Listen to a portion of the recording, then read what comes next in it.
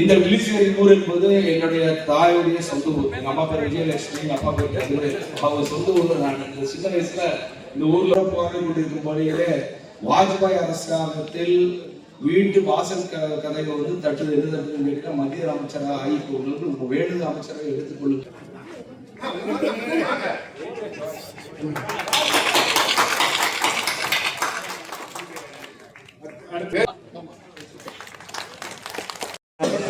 அரசியல்ல வந்து ஒரு 7 வருஷம் ஆகுது.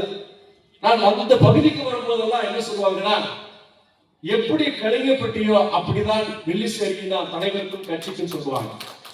அதை சுட்டி காமிச்சு நம்முடைய முன்னாள் நாடாளுமன்ற உறுப்பினர் நம்முடைய சிப்பிபார் ரவிச்சந்திரன் பேசினார். தலைவர் ஒரு காலத்துல அந்த ஊருக்குள்ள வரும்போது ஊருக்குள்ளே வர முடியாது, அவ்வளவு வரவேற்பு, வீட்டுக்கு வீடு அத்தனை பேரும் வெளியில வந்து வரவேற்பாங்க. அவ்வளவு இன்னைக்கும் காலை சூழ்நிலை, காலை தலைவருக்கு முதுமை, இன்னைக்கு பழையவங்க அப்படிதான் இருக்கிறாங்க. அந்த வயசுல புதுசா கொஞ்சம் வந்த இளவட்டங்களே அங்கே இருக்கிறாங்க, இளவட்ட பசங்க இருக்கிறாங்க, கொஞ்சம் பேர் கொஞ்சம் போயிருக்கிறாங்க. ஆனா என்னைக்கும் நீங்க மறந்தாலும் மறுமலர்ச்சி திமுக மறக்கவில்லை, வைகோ மறக்கவில்லை, இந்த துரைவைக்கு மறக்கவில்லை வில்லிசேரி கிராமத்தில். நான் சில வருடங்களுக்கு முன்பு இந்த கிராமத்துல வந்து ஒரு முக்கியமான ஒரு கோரிக்கை வச்சாங்க. வில்லிசேரி இந்த கிராமம் மாத்திரம் கிடையாது, இங்க சுத்தி இருக்கிற பல கிராமங்களுக்கு இங்க ஒரு தேசிய வங்கி, நேஷனலிஸ்ட் பேங்க் ஒன்று வேணும். ஏன்னா நம்முடைய காங்கிரஸ் இயக்க நிர்வாகி சொல்லும் போது இந்த வில்லிசேரி கிராமத்துல வீட்டுக்கு ஒருத்தர் வெளிநாடு இருக்கிறாரு அப்படின்னு சொன்னாங்க. நம்ம வில்லிசேரி மாத்திரம் கிடையாது, சுத்தி இருக்கிற கிராமங்கள் பல பேர் வெளிநாடுகள் இருக்கிறாங்க. வெளிநாடுகளுக்கு பணம் அனுப்பும்போது சரி, இல்ல அரசாங்க சார்ந்த திட்டங்களுக்கு உண்டான அந்த அந்த நிவாரண தொகையோ அந்த தொகையை பெறதுக்கு வந்து நம்ம தேசிய வங்கியில் தான் எடுக்க முடியும். அதனால இப்ப நம்ம கோவில்பட்டி வரைக்கும் போக வேண்டியது இருக்கு, நீண்ட கால கோரிக்கை. அதனால தயவு செய்து வில்லிசேரிக்கு ஒரு தேசிய வங்கி வேணும்னு சொல்லும் போது நான் உடனே நம்முடைய ஒன்றிய நிதியமைச்சர் ரம்யா நிர்மலா சீதாராமனை பார்த்து இந்த மாதிரி தலைவர் லெட்டர் தான், அப்போ வந்து நான் எம்பி கிடையாது, தலைவர் லெட்டர் எடுத்துக்கிட்டு நான் போய் சந்திச்சனால இது எங்க சொந்த ஊர் சொன்னேன்.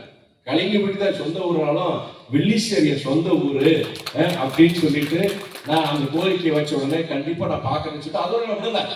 அந்த அதிகாரிகள், அந்த துறை சார்ந்த அதிகாரிகள், வங்கி அதிகாரிகள், சரி இந்தியன் பேங்க் நாட்டி கூட 2-3 ஆப்ஷன் வச்சு கடைசியா நமக்கு இந்தியன் வங்கி தான் இது வந்தது.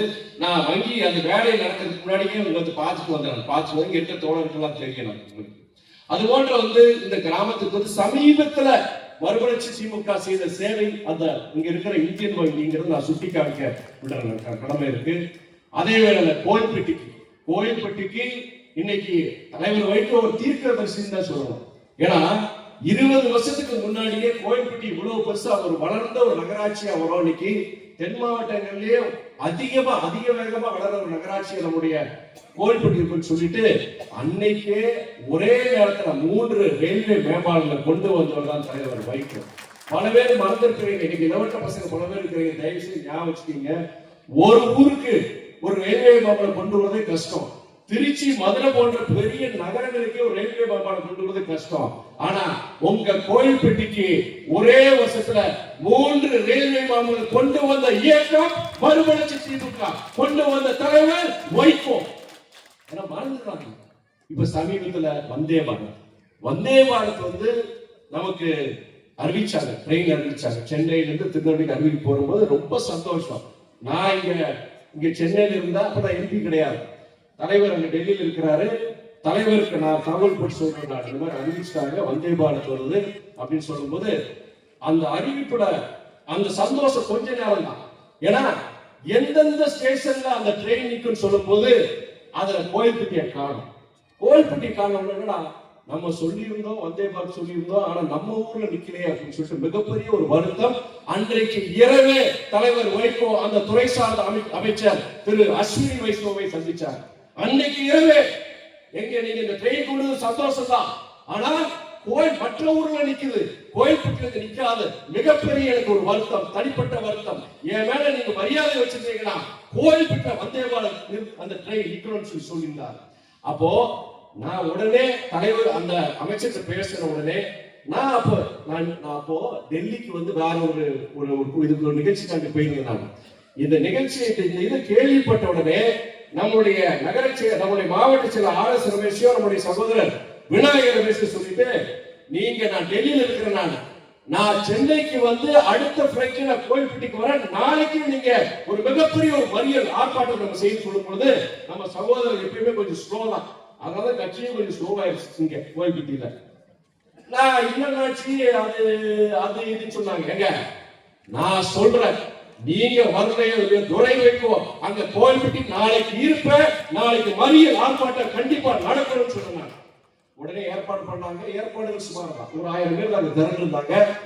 உங்களுக்கு இன்னைக்கு சொல்றேன், வந்தே பாரத் கோயில்பட்டில நிக்கணும்னு சொல்லி முதல்ல ஆர்ப்பாட்டம் செய்த இயக்கம் இந்த இயக்கம் மறுமலர்ச்சி திமுக, வேற எந்த இயக்கம் கிடையாது. அந்த கூட்டத்திலே ஒரே ஒரு கருத்து சொல்றேன். என்ன கருத்து தெரியுமா? அது தலைவர் கத்துக் கொடுத்தது, காலங்காலமா கத்துக் கொடுத்தது. நான் ஒன்று சொன்ன, அந்த நான் பேசி முடிக்கும் போது சொன்னேன், அப்ப இங்க இருக்கிற நாடாளுமன்ற உறுப்பினர் அக்கா கனிமொழி இருக்கிறாங்க.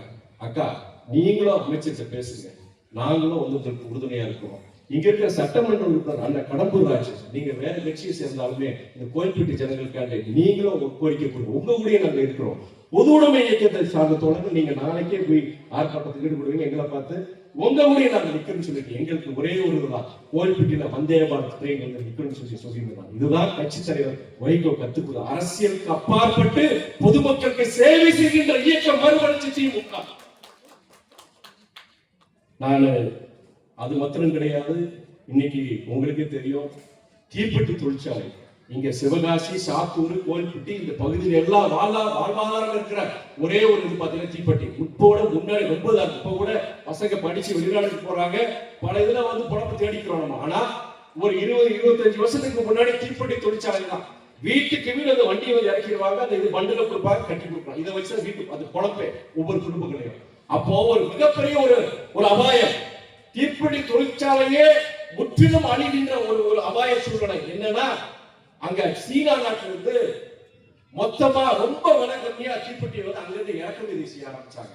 இறங்கின உடனே அந்த தீப்பெட்டியுடைய அந்த விற்பனை பயங்கரமான ஒரு வீழ்ச்சி. உடனே இருக்கிற தீப்பெட்டி அதிபர்கள்லாம், தொழிற்சாலை அதிபர்கள்லாம் வந்து இதே போக்கு போச்சுன்னா மொத்தமா தீப்பெட்டி தொழில் அழிஞ்சிரும், லட்சக்கணக்கான குடும்பங்கள் வீணா பேர தெருவுக்கு வந்துருவாங்க சொல்லும் பொழுது அன்னைக்கு தலைவர் அன்றைய ஒன்றிய அமைச்சர் பிரதமர்கிட்டயே போய் சொல்லி அன்னைக்கு சீனாவிலிருந்து தீப்பெட்டி வராம தடுத்தது யாரு? தலைவர் வைகோ. ஏன்னா இன்னைக்கு வயசான அம்மாங்க நீங்க இருக்கிறீங்க, உங்களுடைய மகன் சொல்லுங்கம்மா, தலைவர் வைகோ இந்த இயக்கம் செஞ்ச அந்த பிள்ளை செல்வன் சொல்லுங்க. வில்லைசேரி ஜனங்களே ஒரு இடைவெளி, ஆனால் மீண்டும் அந்த சேவை மாதியம் காற்றிய சேவை இந்த பகுதியில வீடு கொண்டு நாம் தொடர்ந்து சொல்லுவேன். தீப்பெட்டி தொழிற்சாலைகள் அதுக்கு இப்போ சமீபத்துல இப்போ அந்த பிளாஸ்டிக் லைட்டுகள் வந்துச்சு. இப்போ அதை வெளிநாடுகள் கொண்டு வரும்போது அதனால தீப்பெட்டி தொழிற்சாலைக்கு ஒரு பெரிய ஆபத்துக்கு சொல்லும் போது மறுபடியும் தலைவர் வைகோ தலையிட்டு அந்த பிளாஸ்டிக் லைட் வராம தடுத்தாங்க. இப்ப போன மாசம் இங்க கோயில்பட்டிக்கு வரும்போது கோயில்பட்டியை சார்ந்த தீப்பெட்டி அதிபர்கள்லாம் வந்து எங்கிட்ட வந்து ஒரு முறை என்னன்னா, நீங்க பிளாஸ்டிக் லைட் எல்லாம் தடுத்துட்டீங்க, இப்ப என்ன பண்றாங்கன்னா அந்த பிளாஸ்டிக் லைட்டோட ஸ்பேர் பார்ட்ஸ் பாத்தீங்களா, அதை தயார் பண்ற தொழிற்சாலைகள் இங்க கொண்டு வந்து இங்க அதை தயார் பண்ணி பிளாஸ்டிக் லைட் மறுபடியும் விற்பனைக்கு வரப்போகுது, தயவு செய்து சொல்லுங்க சொல்லும்போது நான் கடிச்சுக்கிட்டேன். ஏன்னா இத்தனை மாசத்துல தூங்கிட்டு இருந்தீங்களா, நீங்க ஒரு 2-3 மாசம் முன்னாடி சொல்லிட்டீங்கன்னா நாங்க நாடாளுமன்றத்துல பேசியிருப்பேன், அமைச்சரை பார்த்திருப்பேன். நான் இப்ப தேர்தல் காலம் முடிஞ்சாதான் நேரத்தை ஒதுக்குச்சுன்னா நான் முடியல. ஆனால் தேர்தல் முடிந்த பிறகு என்னுடைய முதல் வேலை அந்த பிளாஸ்டிக் லைட் தயாரிக்கிற தொழிற்சாலை இங்க ஒரு ஊர்ல வராது, நான் பாத்துக்கிறேன். நான் சொல்லியிருக்கேன். இது போன்ற விஷயங்கள்ல நாங்க தலைவரும் சரி, இந்த இயக்கமும் சரி, நானும் சரி, தொடர்ந்து இந்த பகுதி மக்களுக்கு, கோவில்பட்டி மக்களுக்கு, குறிப்பா இந்த வில்லிசேரி பகுதி மக்களுக்கு நாங்கள் என்னைக்கு உறுதுணை ஏற்பட சொல்றேன். ஏன்னா தயவுசெய்து தலைவர் வைகோ போன்ற தலைவர்கள் நம்ம இனிமே வரமாட்டாங்க. நம்ம கலைஞர் ஐயா, எம்ஜிஆர் ஐயா, காமராஜர் ஐயா, இதெல்லாம் ஒரு காலகட்டம். அது மாதிரி தலைவர் வைகோ அவர் காலகட்டம் இன்னைக்கு 83 வயசு ஆச்சு. இப்படிப்பட்ட தலைவர்கள் அவர் வாழ்கிற காலத்துல வாழ்ந்துட்டு இனிமே அந்த மாதிரி தலைவர்கள் அவர் வாழ்கிற 62 வருஷம் பொது வாழ்க்கை, 62 வருஷம் பொது வாழ்க்கையில இன்னைக்கு அவர் சாதிச்சது என்ன சொன்னாங்க, அமைச்சராக இருக்க மாட்டார். அவரு அந்த கடம்பூர் ராஜா சொன்னாங்க, அவரு ஒரு பெருந்தன்மையா இருந்தான்னு சொன்னாங்க. அவர் அதே சொன்னாங்க, அமைச்சராகலாம் செய்யல. ஆனா இன்னைக்கு வெளிநாடுகளில் போய் தலைவர் வைகோ யாருன்னு கேட்டா எல்லா நாடுகளில் இருக்கிற இந்தியர்கள், தமிழர்கள் சொல்லுவாங்க. அப்படிப்பட்ட ஒரு சேவை இன்னைக்கு தூத்துக்குடியில நச்சாலை ஸ்டெர்லைட், அதுக்கு காரணம் யாரு? 27 வருஷம் சமரசம் இல்லாத ஒரு போராட்டம், அது தலைவர் வைகோனால அது தடுத்து நிறுத்தினார். அந்த நச்சாலை தடுத்து நிறுத்தினார். இன்னைக்கு தேனி மாவட்டத்துல நியூட்ரினோ திட்டம் வரல, அதுக்கு காரணம் யாரு? தலைவர் வைகோ. இன்னைக்கு உங்களுக்கு தெரியும் சீமை கருவேலம் நமக்கே தெரியாம இங்க ஒரு நச்சு செடி கிட்டத்தட்ட 100 வருஷமா வளர்ந்து நம்முடைய மண்ணோடைய மகிமையை கெடுத்து இருக்கிற அந்த தண்ணி எல்லாம் உறிஞ்சி அதாவது காற்றையே மாசுபடுத்தி அப்படிப்பட்ட ஒரு விசச்செடி அப்படின்னு சொல்லி அத உடனே நீதிமன்றத்துக்கு போய் கிட்டத்தட்ட 16 வருஷம் போராட்டம். நீதிமன்றம் என்ன சொல்லுது? தமிழ்நாட்டுல 10 வருஷத்துல சீமை கருவேலம் எங்கேயுமே இருக்கக்கூடாதுன்னு சொல்லி இன்னைக்கு உத்தரவு பிறப்பிச்சிருக்கு அரசாங்கத்துக்கு. இப்படிப்பட்ட எவ்வளவு விஷயம் தலைவர் வைகோ செஞ்சிருக்கிறாரு. அப்படிப்பட்ட ஒரு இயக்கத்தின் பிரதிநிதியா இங்க எதிர்த்து வந்திருக்கிறாங்க நம்முடைய வேட்பாளர், வெற்றி வேட்பாளர் சகோதரர் கருணாநிதியின் வெற்றியை உறுதி செய்திட நம்முடைய வில்லிசேரி மக்கள் அவருக்கு ஆதரவளிக்க வேண்டும் என்ற ஒரு அன்பான வேண்டுகோள் கண்டு இங்க வந்திருக்கிறாங்க. அதே நேரத்தில் தலைவர் வைகோடைய நிதியில, நாடாளுமன்ற நிதியில, கோயில்பட்டியில இப்போ நம்ம அரசு மருத்துவமனை, அங்க ரயில்வே ஸ்டேஷன் இருக்கிற, நீதிமன்றம் இருக்கிற பிரதான சாலையில அந்த சாலை முழுவதும் LED விளக்குகள் இன்னைக்கு எரிஞ்சிட்டு இருக்கிற. அதுக்கு காரணம் தலைவர் வைகோவுடைய நிதிதான். அதே வேளையில என்ன நம்மளுடைய இன்னொன்னு மக்காச்சோளம், அதை பத்தி நம்ம சொல்லியே ஆகணும். இங்க விவசாயமே இன்னைக்கு செய்ய முடியாத சூழ்நிலை உங்களுக்கு எல்லாருக்கும் தெரியும். காரணம் உங்களுக்கு மழை முன்னாடி மாதிரி பெய்யறது கிடையாது. அதே நேரத்துல இயற்கை சீற்றம், உங்களுக்கு வறட்சி, புயல், இந்த மாதிரி காரணங்களானது. அது இல்லாம பாத்தீங்கன்னா ஒன்றிய அரசுடைய உங்களுக்கு வேளாண்மைக்கு எதிரான சில கொள்கைகள் இருக்கிறதுனால இன்னைக்கு சரியான விலை கிடைக்க மாட்டேங்குது. அதனால விவசாயமே செய்ய முடியாத சூழ்நிலை. இப்போ நமக்கு வாழ்வாதாரம் இருக்கிற ஒன்னே ஒன்று இந்த மக்காச்சோளம் ஒண்ணுதான். அது நம்முடைய தமிழ்நாட்டில் இருக்கிற தென் மாவட்டங்களும் மக்காச்சோளம் ஒன்றுதான் நம்முடைய வாழ்வாதாரம் இருக்கு. அப்படிப்பட்ட மக்காச்சோளத்துக்கு 1% செஸ் நம்ம அரசாங்கம் விதிச்ச பொழுது இங்க பதவி அடிச்சு நம்ம விவசாய அமைப்புகளை என்கிட்ட சொல்லும் பொழுது கவலைப்படாதீங்க, நம்ம அரசாங்கம் இருக்கு, நம்ம முதலமைச்சர் இருக்கிறார், புரிஞ்சுக்குவார் சொல்லிட்டு நம்முடைய வேளாண் துறை அமைச்சர் அண்ணன் எம்ஆர்கே பன்னீர்செல்வம், நம்முடைய நிதியமைச்சர் அண்ணன் தென்னரசு, நம்மளுடைய முதலமைச்சர் தளபதி 3 பேரையும் சந்திச்ச வரிசையா 3 நாள் 3 பேரை சந்திச்சு அவங்க கிட்ட ஒரு உத்தரவாதம். அதன்படி என்னன்னா இன்னைக்கு மக்காச்சோளத்துக்கு 1% செஸ் வரி இன்னைக்கு கிடையாது. என்னுடைய குறுகிய காலம் இந்த 18 மாசம் ஒரு நாடாளுமன்ற உறுப்பினரா எனக்கு தெரிஞ்ச மார்க்கத்தை சொல்லுவேன். நான் ஆதாயம் இல்ல அரசியல், மக்கள் பணி, சமரசம் இல்ல மக்கள் நான் சொல்லி அந்த அடைமொழியோட அரசியலுக்கு வந்தேன். நான் மார்க்கத்தை சொல்லுவேன். அந்த அடைமொழிக்கு ஒரு இலக்கணமா நான் இன்னைக்கு இருந்துட்டு இருக்கிறேன். நான் முடிஞ்ச வரைக்கும் இன்னைக்கு அமைச்சர் சொல்ற அன்னைக்கு அண்ணன் ராஜா சொன்னாரு, தலைவர் மாதிரி நீங்களும் அமைச்சர் பதவி நீங்க வேண்டாம்னு சொன்னதுனால இன்னொன்னு நான் இன்னைக்கு சொல்லி வெளிப்படையாக எத்தனை பேர் இருக்காங்க இல்லையா, அரசியல் எனக்கு பிடிக்காது, அரசியல்வாதிகள் எனக்கு ஒரு காலத்துல பிடிக்காது, தள்ளி இருப்பேன். ஒரு வாரம் புது வாழ்க்கைக்கு வந்தேன்னா ஒரு நக்சலைட் அமராக இருந்திருப்பாங்க. அந்த அளவுக்கு அரசியல்வாதி கூட ஒரு விருப்பம் இருந்தது. ஆனால் மேன் ப்ரொபோசஸ் காட் டிஸ்போசஸ் சொல்லுவாங்க. அதாவது நமக்கு ஒரு விருப்பம் இருக்கும், ஆனால் முடிவு செய்யாது மேல இருக்கிற இறைவன். எனக்கு இறைவன் இருக்கு. இன்னைக்கு நான் திருச்சியில நாடாளுமன்ற வேட்பாளராக எனக்கு அறிவிக்கப்பட்டு அந்த ஏர்போர்ட் இறங்கின உடனே என்ன சொன்னாங்கன்னா, நீங்க திருச்சியில இறங்கி இருக்கிறீங்க, வேட்பாளர் அறிவிச்சிருக்கிறீங்க, நீங்க யாரை போய் பார்க்க போறீங்க, இருக்கிற யார் விஐபி, எந்த விஐபி முதல்ல போய் பார்க்க போறேன்னு சொல்லும் போது இந்த ஊர்ல இருக்கிற மிக முக்கியமான விஐபி, பெரிய விஐபி யாருன்னா ஸ்ரீரங்கநாதன். அவரை பார்த்துட்டு தான் மற்ற சாமிகளை பார்க்க சொல்லுறாங்க. அப்படிப்பட்ட இறைநம்பிக்கை இருக்கு. நான் எனக்கு தெரியாது, என்னுடைய பாதை எப்படி போக தெரியாது, நாளையே நடக்கும் தெரியாது. என்னுடைய கடமை, எங்க இயக்கம் மறுமலர்ச்சி திமுக, என் தலைவர் வைகோ, பொதுமக்களுக்கு ஆக வேண்டிய கடமைகள் முடிஞ்ச வரைக்கும் செஞ்சுட்டு இருக்கிறேன். நான் தலைவர் வைகோ அவருடைய புது வாழ்க்கை பல பேர் காப்பாற்றுறாங்க. இந்த 18 மாசத்துல எம்பியா 20க்கும் மேற்பட்டவங்க பல நாடுகள்ல அன்னைக்கு சிக்கி தவிச்சிடலாம் உயிரோட நான் வீட்டுக்கு கொண்டு வந்திருக்கிறேன். நான் நம்மளுடைய தூத்துக்குடியை சார்ந்த 2 பேர், அவங்க பேர் சித்திரை செல்வகுமார், நவீன்குமார். நம்ம பக்கத்துல நம்ம விருதுநகர் மாவட்டத்துல சிப்பிப்பாறை கிராமத்துல மதல்ராஜ் 3 பேரை நான் சமீபத்தில் 2 மாசத்துக்கு முன்னாடி வீட்டுக்கு கொண்டு வந்தேன். நான் கம்போடியா மயன்மார் நாட்டிலிருந்து வீட்டுக்கு கொண்டு வந்தேன். நான் எனக்கு என்ன இதெல்லாம் நடக்குது. நான் பெரிய தலைவர் மாதிரி பெரிய எனக்கு ஆற்றலோ இதோ கிடையாது. அதாவது சொல்லுவாங்க இல்லையா, கடவுள் கண்ணு தெரியவங்க கண்ணு கொடுத்தாரு, காதியக்கார கேட்க சொன்னாங்க, துறை வைக்கும் பேச வைக்கிறார், செயல்பட வைக்கிறார், எல்லாம் இறைவன் செய்யலாம் சொல்றாங்க. அது மாதிரி இன்னைக்கு நீங்க கிட்ட ஒரு அன்பான ஒரு வேண்டுகோள். என்ன வேண்டுகோள்? தாய்மார்கள் இத்தனை பேர் இருக்கீங்க, நமக்கு ஒரு நல்ல வேட்பாளர் இருக்கிறார், நான் கண்டிப்பா வேலை வாங்குவேன், இன்னொரு கட்சியா இருந்தாலும் சரி நான் வேலை வாங்குவேன் சொல்லிட்டு நான் புரியுதா. நானு அவரு நல்ல ஒரு வேட்பாளர், எளிதில் அணுகக்கூடியவர். அதனால நம்ம ஊர் வில்லிசேரி மாத்திரம் கிடையாது, நம்ம இந்த பக்கத்துல இருக்க அத்தனை இடைச்சேவலா இருக்கட்டும், சத்தனப்பட்டியா இருக்கட்டும், உங்க ஊருக்கு என்ன தேவையோ அத எம்எல்ஏ செய்வார், செய்ய நான் செய்ய வைப்பேன். இன்னைக்கு நான் சொல்றேன், தெரிஞ்சு வச்சுக்கோங்க. ஊர் பெரியவங்க சொன்னாங்க, துரை வைகோ வாக்குறுதி கொடுக்க மாட்டான், கொடுத்தானா அது செஞ்சே தீருவான். சில இடத்துல வாக்குறுதி பொறுத்தவரைக்கும் நான் கேட்பாங்க, முடியாது சொல்ல, சட்டத்துல செய்ய முடியாது. ஓட்டுக்காண்டி வாக்குக்காண்டி நான் பொய் சொல்றவங்க கிடையாது. துரை வைகோ என் வாயில வர ஒவ்வொரு வார்த்தையும் அந்த உண்மை இருக்கு. கண்டிப்பா நீங்க வந்திருக்கு இளவட்டாங்க பல பேர் இருப்பீங்க. நான் எனக்கு கடம்பூர் ராஜா தெரியும், எனக்கு தெரியும், எனக்கு உறவுதான், எனக்கு நல்ல பழக்கம் தான். ஆனா ஒரு எம்எல்ஏ சட்டமன்றம், நீங்க வீட்டுக்கு ஒரு டிரைவரை தேர்ந்தெடுக்கிறோம் அப்படின்னா எல்லாம் பாப்பீங்க இல்லையா? அந்த பையனுக்கு கண்ணு நல்லா தெரியுதா, நல்லா ஓட்டுவானா, நல்லா பழக்க வழக்கம் தெரியும். அப்படி இருக்கும்போது லட்சக்கணக்கான நபர்களுடைய வாழ்வாதாரத்தை பாதுகாக்க வேண்டிய ஒரு சட்டமன்ற உறுப்பினருடைய இதை நம்ம பார்க்கணும் இல்லையா? சரி, நீங்க அடுத்த முறையும் நம்முடைய திராவிட மாடல் அரசு தான். ஒரு அரசாங்கத்துடைய ஆளுங்கட்சியுடைய எம்எல்ஏ சிறப்பா இல்ல ஒரு எதிர்கட்சியுடைய எம்எல்ஏ சிறப்பா? தயவு செய்து யோசிச்சு பாருங்க. இங்க எம்எல்ஏ முதலமைச்சர் உங்களுக்கு துணையா இங்க துரை வைகோ இருக்கிற நான் சொல்றேன், இடைச்சேரிக்கு சொல்றேன், விஜயசேரிக்கு சொல்றேன், சத்திரப்பட்டிக்கு சொல்றேன். நான் நீங்க இந்த நேரத்தில் பூத் வரைய தெரிஞ்சிடும், வாக்குகள் தெரிஞ்சிடும். இடைச்சேரி மக்கள் எவ்வளவு போட்டிருக்காங்க, வில்லிசேரி மக்கள் எவ்வளவு போட்டிருக்காங்க. நீங்க ஓட்டு போட்டதை வச்சுதான் நான் நாளைக்கு போக முடியும், எம்எல்ஏ பார்த்து போக முடியும். நிதர்சனம் சொல்லிடுறேன், நான் அரசியல் பார்க்கறதா ஜாதி மதம் பார்க்கறது இல்ல. அன்னைக்கு நிதர்சனம் அரசியல் ஒழுங்கு அப்படிதான். நீங்க ஓட்டு போடாட்டி நான் அவர்கிட்ட நான் பிரஷர் போட முடியாது. இல்ல நீங்க ஓட்டு போட்டேன்னு வச்சுக்கோங்க, அண்ணன் நான் எப்படி வேணா பேசுவேன். நான் அண்ணன் உங்களை நம்பிதான் வாக்குகள் வாங்கியிருக்கிறேன், அந்த ஊர்ல வில்லிசேரி ஊர்ல வாங்கியிருக்கிறேன். கொடுத்த வாக்குறுதியை நீங்க நிறைவேற்றி ஆளுக்கு நீங்க அவர் வீட்டுக்கு தட்டுறதுக்கு முன்னாடி இந்த துறை வைகோ வீட்டை தட்டுவேன். நான் சொல்றேன் தாய்மார்களே.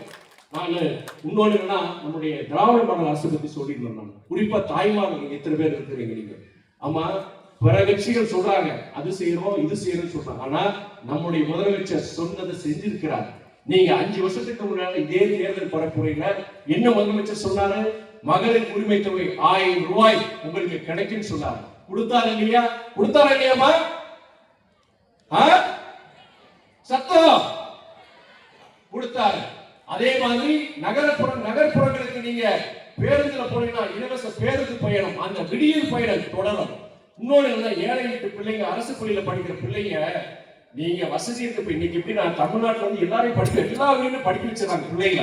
ஆனா ரொம்ப கஷ்டம், கூலி வேலைக்கு போறாங்க பாத்தீங்களா? அவங்க இருக்கிற நகை எல்லாத்தையும் அடகு வச்சு ஏதாவது இங்கிலீஷ் மீடியம் ஸ்கூலு இல்ல டவுன்ல இருக்கிற பக்கத்துல கோயில்பட்டு ஸ்கூல்ல போய் எப்படியாவது கடன் பிள்ளைங்க சேர்த்து படிக்க வச்சாங்க. அதுலயும் முடியாத சில குடும்பங்கள் இருக்கு.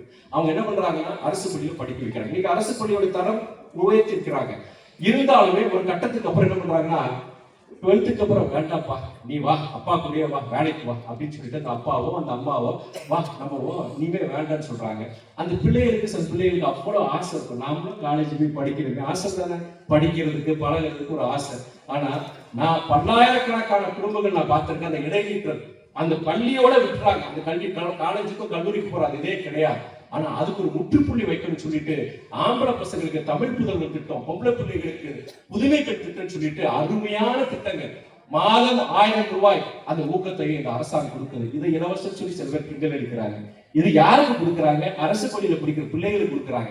இன்னைக்கு லட்சக்கணக்கான பிள்ளைகள், ஏழை விட்டு பிள்ளைகள் கல்லூரிக்கு போறானா, அதுக்கு காரணம் திராவிட மாடல் அரசு, நம்முடைய முதலமைச்சர் அண்ணன் தளபதி அவர்கள். நீங்க நல்லா தெரிஞ்சு வச்சுக்கோங்க. நீங்க அதே மாதிரி இன்னொன்னு உங்களுக்கு எல்லாம் இதையும் சரி, இன்னும் கொஞ்சம் நம்மளுடைய பொம்மையை வந்து ஒரு செஞ்சியோ கொஞ்சம் பேர் யோசிக்கிறாங்க சொல்லும்போது முதலமைச்சர் பெரிய ஒரு இது கொடுத்தார்.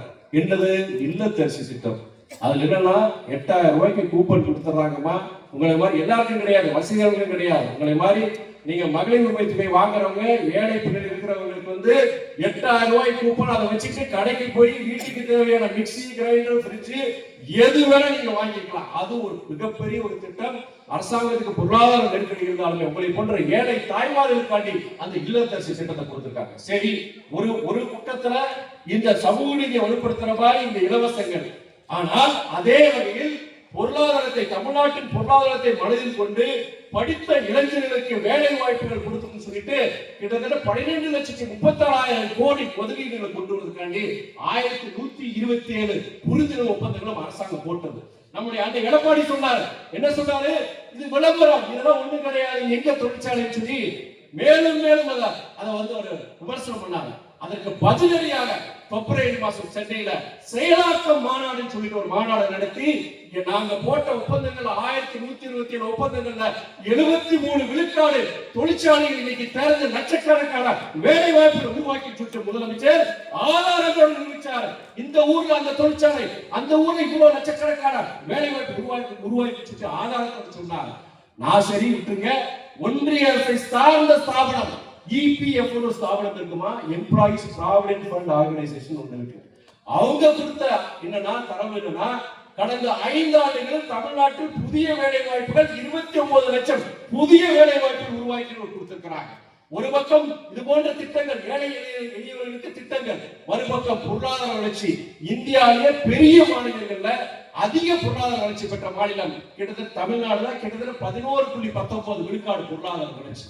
இவ்வளவு நான் ஏன் சொல்லணுமா, நான் சும்மா சொல்லல, நான் படிச்சது செஞ்சது நானும் பலதை யோசிச்சுட்டு நான் சொல்றேன். நானு ஆனா இவ்வளவு நல்லா சிறப்பா செயல்படுற அரசு. அதே வேளையில இன்னொன்னு, மாற்றிய வேட்பாளர், நீங்க அதிமுக சேர்ந்த வேட்பாளர் மறுபடியும் தோக்க தான் போறாங்க, ஜெயிக்க போறது இங்கேயே தோக்க தான் போறாங்க, தமிழ்நாட்டில் தோக்க தான் போறாங்க. அவங்க வந்து பிரயோஜனம் கிடையாது.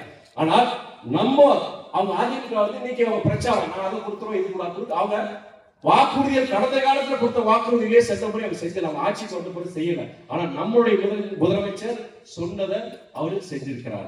அதே நேரத்துல இன்னைக்கு இன்னொரு முக்கியம், விவசாயம் நடக்கிற இடத்துல, ஆமா நீங்க எல்லாம் 100 நாள் வேலைக்கு போறவங்களாமா, 100 நாள் வேலைக்கு போறவங்க நீங்க கையை தூக்குங்க. எத்தனை 100 நாள் வேலைக்கு? நிறைய பேர் வந்திருக்கவங்க எல்லாம் 90 விழுக்காடு 100 நாள் வேலைக்கு போறவங்க. உங்ககிட்ட ஒரு முக்கியமான விஷயத்தை சொல்லிட்டோமா, 7 வருஷம் நம்ம அரசியலுக்கு வந்து 7 வருஷம் ஆச்சு. தமிழ்நாட்டில் பல கிராமங்களுக்கு நான் போயிருக்கிறேன். நான் தேர்தல் காலங்கள் இல்ல, தேர்தல் நேரத்தில் மட்டும் கிடையாது, பல வேலைகள் கிராமங்களுக்கு போகும்போது உங்களை மாதிரி வேலை தாய்மார்கள் வந்துட்டு வைகோ மகனாமே அப்படின்னு சொல்லிட்டு என்கிட்ட வந்து, ஐயா தம்பி எனக்கு ஒன்று உதவி செய்யணும், உங்க ஐயா முதலமைச்சர் நெருக்கமானாராமே, இந்த 100 நாள் வேலை திட்டத்துக்கு வந்து கொஞ்சம் வழி செய்யுங்கப்பா, ஏன்னா இப்பெல்லாம் 40-50 நாள் கிடைக்கிறது இல்லை, வருஷம் குறைஞ்சிட்டு வருது, அதை நம்பிதான் இருக்கும் அப்படின்னு சொல்லிட்டு கண்ணீர் மல்க அவங்க வந்து நான் பேசுறத பல முறை நான் கேட்டிருக்கேன். நான் அப்ப நான் விலைக்கு சொல்றேன், நான் என்னன்னா, அம்மா இந்த 100 நாள் வேலை திட்டம் மாநில அரசு சம்பந்தப்பட்டது கிடையாது, தமிழ்நாடு அரசு சம்பந்தப்பட்டது கிடையாது. இந்த திட்டம் ஒன்றிய அரசு, மத்திய அரசு, டெல்லி அரசு உடைய திட்டம். இதற்கு நிதி ஒதுக்க வேண்டியது யாரு? டெல்லி அரசு, தமிழ்நாடு அரசு. ஆனால் எங்களை போன்றவர்கள் இதுக்கு தொடர்ந்து குரல் கொடுத்துட்டு இருக்கோம். உங்களை மாதிரி தாய்மார்கள் வயிற்றுல அடிக்காதீங்கன்னு சொல்லி நாங்க தொடர்ந்து பேசிட்டு இருக்கோம், ஒன்றிய அரசு பார்த்து சொல்லிட்டு இருக்கோம். திருச்சியில போன வருஷம் நாங்க 2 வருஷத்துக்கு முன்னாடி என் தலைமையில மிகப்பெரிய ஒரு ஆர்ப்பாட்டம், 100 நாள் வேலை திட்டத்தை வந்து நீங்க குறைச்சிட்டே வரீங்க, பெண்களுக்கு வேலை கிடைக்க மாட்டேங்குன்னு சொல்லி ஒரு போராட்டம் நாடாளுமன்றத்தில் தொடர்ந்து நான் பேசிட்டு இருக்கிறேன். நான் இப்ப என்ன பண்ணிருக்காங்க தெரியுமா, அந்த 100 நாள் திட்டத்தை எடுத்துட்டு அது பேர் வந்து மகாத்மா காந்தி 100 நாள் வேலை உறுதி திட்டம் இருந்தது. இன்னைக்கு இந்த 10 வருஷத்துல டெல்லி அரசு, மத்திய அரசு அந்த திட்டத்துக்குள்ள நிதியை குறைச்சு இன்னைக்கு கடைசி திட்டத்தையே எடுத்துட்டு இப்ப என்ன பண்ணிருக்காங்க, பிபிஜி ராம்ஜின்னு புதிய திட்டத்தை கொண்டு வந்திருக்காங்க. நாம எல்லாரும் கண்டிச்சோம், நாங்க சொன்னபடியே அந்த திட்டத்துக்குண்டான நிதியை குறைத்து இப்ப அந்த திட்டத்தையே நீங்க காணாம பண்ணிட்டீங்களே அப்படின்னு சொல்லும் பொழுது நம்முடைய அதிமுக தலைவர் எடப்பாடி என்ன சொல்றாரு, பாஜக தலைவர் என்ன சொல்றாங்க, நீங்க 100 நாள் கிடையாதுங்க, இங்க இப்ப 150 நாள் அங்க கொடுப்பேன்னு சொல்றாங்க. நான் ஒரே ஒரு கேள்வியை நான் கேட்டேன், பார்லிமெண்ட்ல கேட்டேன், 100 நாள் பேரை வச்சுக்கிட்டு 50 நாள் 40 நாள் கொடுக்க முடியாது, நீங்க எப்படி 150 நாள் நீங்க வேலைகள் கொடுப்பீங்க? அந்த கேள்வியை நான் நாடாளுமன்றத்தில் கேட்டேன். இங்க அதிமுக வேட்பாளர் வந்தாங்கன்னா பெண்கள் நீங்க அவங்க கிட்ட கேட்கணும், கண்டிப்பா கேட்கணும். ஏன்னா இங்க பல ஊர்கள்ல விவசாயம் இல்லாத ஊர்கள்ல கடுமையான வறட்சி, அங்க விவசாயமே கிடையாது, அங்கெல்லாம் 100 நாள் வச்சுதான் பொழப்பு, அடுப்பே பல வீடுகள்ல. தயவு செய்து நான் இந்த நாடாளுமன்ற நான் கேட்ட கேள்வி இங்க வேட்பாளர்கிட்ட நீங்க கேட்கணும். ஆகையால் உங்களுக்கு நான் இந்த நல்ல வேட்பாளர் கருணாநிதி அவர்கள் நல்ல வேட்பாளர்கள், அவரை ஆதரிக்க வேண்டும். நீங்க இந்த தேர்தலை பொறுத்தவரைக்கும் திமுக அதிமுக இடையிலான போட்டி கிடையாது, நம்முடைய மதசார்பற்ற முற்போக்கு கூட்டணிக்கும் தேசிய ஜனநாயக கூட்டணி இடையிலான போட்டி மாத்திரம் கிடையாது, இது ஜனநாயகத்திற்கும் பாசிசத்திற்கும் இடையிலான ஒரு போட்டி, மத சார்பின்மைக்கும் மதவாதத்திற்கும் இடையிலான போட்டி, சமூக நீதிக்கும் ஆதிக்க சக்திகளுக்கும் இடையிலான ஒரு போட்டி. வெற்றி பெற வேண்டியது சமூக நீதி, வெற்றி பெற வேண்டியது மதசார்பின்மை, வெற்றி பெற வேண்டியது ஜனநாயகம், வெற்றி பெற வேண்டியது நல்லதொரு வேட்பாளர் ஆதரிப்பீர் உதயசூரியன். உங்களுக்கு நீங்க மகளிர் உரிமை தொகை 2000 ரூபாய் வரணுமா, ஆதரிப்பீர் உதயசூரியன். விடியல் பயணம் தொடரணுமா, ஆதரிப்பீர் உதயசூரியன். நீங்க இல்லத்தரசி திட்டம் வேணுமா? உங்களுக்கு ஆதரிப்பு உதயசூரியன் இவ்வளவு நேரம் பொறுமையா கேட்டதுக்கு சரிமா? இந்த கருத்துக்களை உங்க பக்கத்து வீட்டுக்காரங்க சொந்த பந்தங்களை சொல்லுங்க. மரபாதி உதயசூரியன் நாங்க மறக்க மாட்டோம். தெரியுங்க தலைவர், நான் இந்த தேர்தல் ரிசல்ட் முடிச்சதுக்கு அப்புறம் தயவு செய்து வெள்ளிசேரி மக்கள் பக்கத்து சொல்றேன், இந்த ஊர்ல என்னென்ன குறைகள் இருக்கும் தயவு செய்து வெற்றி பெற்ற பின் நான் நம்முடைய சட்டமன்ற உறுப்பினர் கண்டிப்பா இந்த ஊருக்கு நான் கண்டிப்பா சொல்றேன். விடுசேவல், வெள்ளிசேரி, சத்திரப்பட்டி எல்லா கிராமத்துக்கு சுத்தி இருக்கிற அனைத்து கிராமத்துக்கு சொல்றேன். நான் நம்முடைய எம்எல்ஏ அவரே கூட வரவழைச்சு இந்த ஒவ்வொரு ஊருக்கு என்னென்ன செய்யணுமோ கிட்டத்தட்ட 10 வருஷம் 15 வருஷமா உங்களுக்கு ஆகாத காரியங்கள் என்னென்ன எல்லாமே உங்களுக்கு கிடைக்கிற மாதிரி செய்ய சொல்லிட்டு இந்த வாய்ப்பளித்த அனைத்து தோழர்களுக்கும் நன்றி தெரிவித்து விடைபெறுகிறேன். வணக்கம்.